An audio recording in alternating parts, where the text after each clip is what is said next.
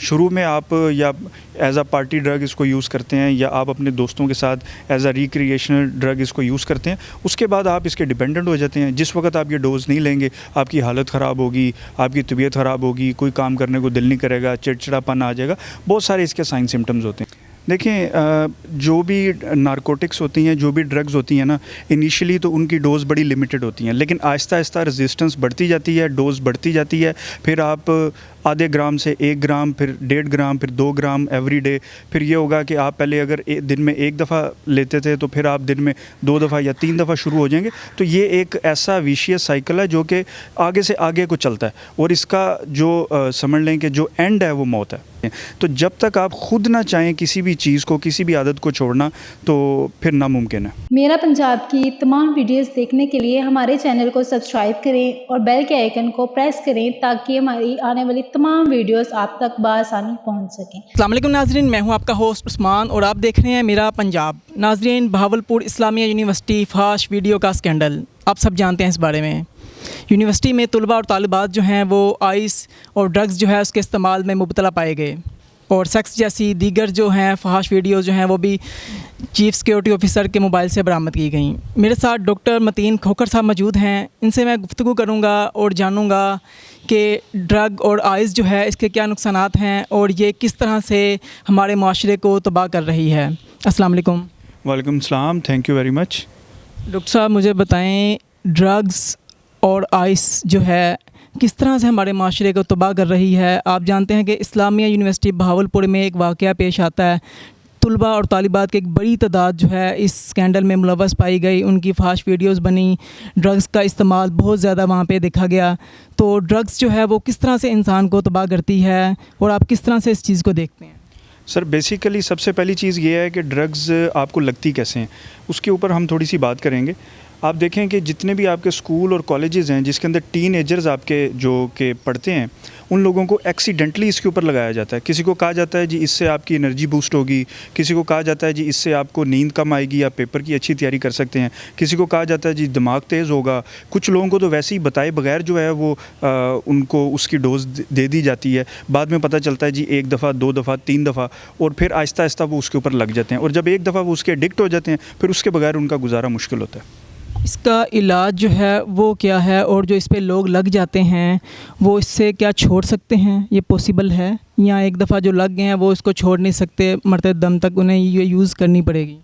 Sir देखें, कोई भी चीज़ है ना, उसका इलाज सबसे पहले आपके अपनी विल पावर से स्टार्ट होता है। अगर तो आप ख़ुद उसको छोड़ना चाहते हैं तो आप उससे बच सकते हैं। अगर आपकी अपनी नीयत ना हो उस चीज़ को छोड़ने की तो कभी भी आप उस चीज़ से दूर नहीं रह सकते। इवन के बहुत सारे ऐसे लोग हैं जो कि उसको प्रॉपर इलाज करवाते हैं, उसको एक दफ़ा छोड़ देते हैं और 2 से 3 माह के बाद वो दोबारा उसके ऊपर वापस आ जाते हैं। तो जब तक आप ख़ुद ना चाहें किसी भी चीज़ को, किसी भी आदत को छोड़ना, तो फिर नामुमकिन है।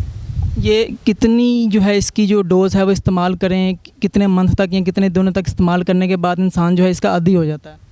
देखें, जो भी नारकोटिक्स होती हैं, जो भी ड्रग्स होती हैं ना, इनिशियली तो उनकी डोज़ बड़ी लिमिटेड होती हैं, लेकिन आहिस्ता आहिस्ता रेजिस्टेंस बढ़ती जाती है, डोज़ बढ़ती जाती है। फिर आप आधे ग्राम से 1 ग्राम, फिर 1.5 ग्राम, फिर 2 ग्राम एवरी डे। फिर ये होगा कि आप पहले अगर दिन में 1 दफ़ा लेते थे तो फिर आप दिन में 2 दफ़ा या 3 दफ़ा शुरू हो जाएंगे। तो ये एक ऐसा विशियस साइकिल है जो कि आगे से आगे को चलता है, और इसका जो समझ लें कि जो एंड है वो मौत है। ये जो ड्रग्स है ये तमाम यूनिवर्सिटीज़ में इस्तेमाल की जाती हैं, या ये सिर्फ़ इस्लामी यूनिवर्सिटी में ही सिर्फ ये इस्तेमाल की गई, या बाकी जगहों पे भी ये इस्तेमाल होती है?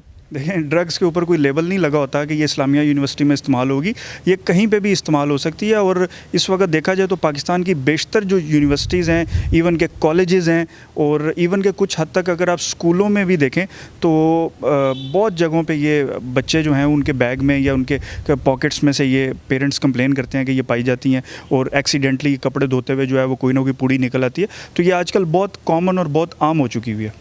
इसमें यूनिवर्सिटी के तलबा शामिल हैं या तलबात, दोनों की कितनी परसेंटेज है, मतलब कि इसमें जो इसको यूज़ करते हैं?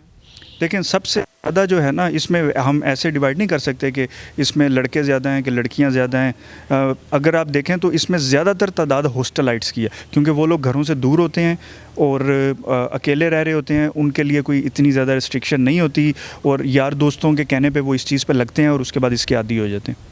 इसमें अमूमन कितनी आप डॉक्टर हैं, आप लोगों का इलाज भी करते हैं, इसमें कितनी एज से कितनी एज तक के लोग जो हैं आपने देखे हैं कि ज़्यादा जो है वो यूज़ करते हैं?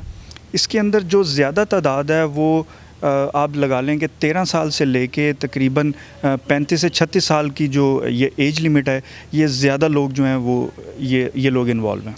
जब आपके पास लोग आते हैं जिनको ये ड्रग्स जो है लग चुकी होती है, वो कैसे बताते हैं कि किस तरह से उन्हें ये जो है ना एडिक्शन जो है उनको पड़ी, किस तरह से उन्होंने ये स्टार्ट की? देखें, एडिक्शन का बिल्कुल पता नहीं चलता। शुरू में आप या एज अ पार्टी ड्रग इसको यूज़ करते हैं या आप अपने दोस्तों के साथ एज अ रिक्रिएशनल ड्रग इसको यूज़ करते हैं, उसके बाद आप इसके डिपेंडेंट हो जाते हैं। जिस वक्त आप ये डोज़ नहीं लेंगे, आपकी हालत ख़राब होगी, आपकी तबीयत ख़राब होगी, कोई काम करने को दिल नहीं करेगा, चिड़चिड़ापन आ जाएगा, बहुत सारे इसके साइन सिम्टम्स होते हैं। यूनिवर्सिटी में इस्लामिया में ये जो है ड्रग्स इस्तेमाल की गई तलबा की जानिब से, तलबात की जानिब से, तो क्या इसके इस्तेमाल में अगर जब आपको ये ड्रग नहीं मिलती तो इसके लिए इंसान क्या कुछ कर सकता है? कुछ भी कर सकता है, या कितना ये इफ़ेक्ट करती है न्यूरो सिस्टम पे?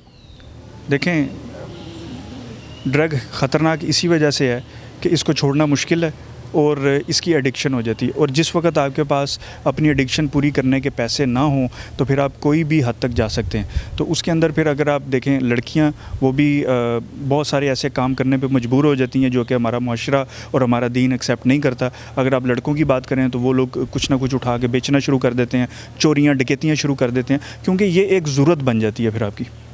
ये जो फैमिलीज़ हैं, हमारे जो नौजवान हैं या जो माँ बाप हैं, उन्हें कैसे पता चल सकता है कि उनका जो बेटा है इस ड्रग में मुब्तला है या नहीं? उसकी कुछ अलामात जो हैं वो भी कुछ बता दीजिए। देखें, कोई भी ड्रग है वो बहुत जल्दी अपने असरात ज़ाहिर नहीं करती, और कोई भी इंसान जो कि ड्रग लेता है वो अपने घर वालों के सामने या कोई भी ऐसा इंसान जो कि उसको रोक सकता है उसके सामने कभी भी यूज़ नहीं करेगा। इसके जो बेहतर जो इसको अवॉइड करने के तरीके हैं वो यही हैं कि आप अपने बच्चों पे चेक एंड बैलेंस रखें, उनके स्कूल के टाइमिंग, उनके कॉलेजेस के टाइम उसको मोनीटर करें, वो किन के साथ उठते बैठते हैं, इन चीज़ों को देखें। रात के टाइम उनको बाहर ना निकलने दें। जब आप इन चीज़ों पर चेक रखेंगे तो ऑलरेडी जो है ये कबातें जो हैं वो आपके माशरे में नहीं आएंगी। ये ड्रग है, ये कितनी एक्सपेंसिव है? इसको हर कोई इस्तेमाल कर सकता है या सिर्फ ये जो मतलब कि अमीर जो एलीट क्लास के जो लोग हैं वो ही इसको यूज़ कर रहे हैं?